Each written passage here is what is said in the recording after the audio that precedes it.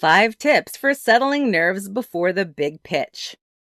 When you're preparing a sales pitch or presentation, it's typical to feel a bit nervous. In fact, 75% of adults, that's 3 out of 4, have reported struggling with glossophobia, which is a fear of public speaking.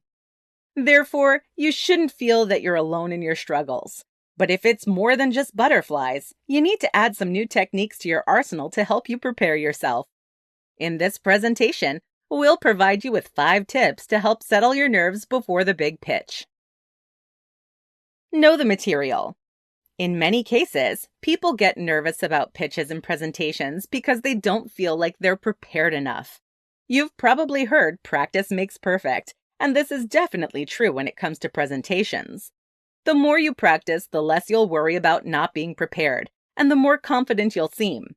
Of course, knowing the material is more than just knowing what is on the next slide. It also means that you understand what you're presenting. Many people don't understand how what they're selling works. However, in order to sell your product or service, you need to understand the problem it solves. This brings us to the next step. Research the audience. In the first tip, we focused on being prepared by knowing the material you're presenting to the audience. However, preparation also involves knowing your audience and adapting the material to fit them. This is one reason why you shouldn't have a script, because you may miss a few necessary points, but you must be prepared to answer questions that may be asked. When you know who'll be in the audience, you can learn to anticipate the questions and prepare your answers. Consider reaching out ahead of time to find out more about your audiences so you can be ready. Have a map, not a plan. When preparing a presentation or pitch, many people try to create a plan. However, this isn't always the most ideal way to do it. Instead, consider your pitch or presentation as a map around your product or service. Sure, have a script ready, but ultimately allow the audience to lead by the questions and interests they express. Of course, this goes back to the first 2 points, knowing your audience and your material. This will help you deliver a more personalized pitch or presentation and avoid a panic attack in the process. Check the tech. Keep in mind that different venues will have different tech.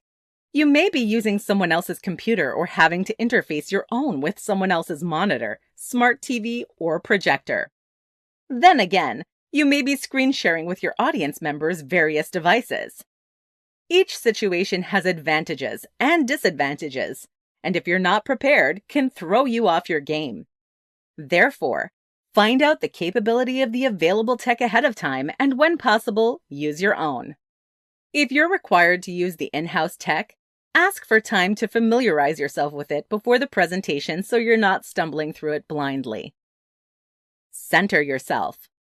For some, a visit to the gym helps to calm their nerves. Others prefer an approach that is less physical and sweaty, such as meditation. Then again, there are others who fall somewhere in the middle. They're not gym bunnies, but they're not interested in full-on meditation either. This is where mindfulness exercises come in, and one of the most common ones is the 5-4-3-2-1 technique. In this technique, you simply focus on 5 things you can see, 4 things you can hear, 3 things you can feel, 2 things you can smell, and 1 thing you can taste. This should be enough to help you be present in the moment and bring your anxiety down a few notches. Final thoughts.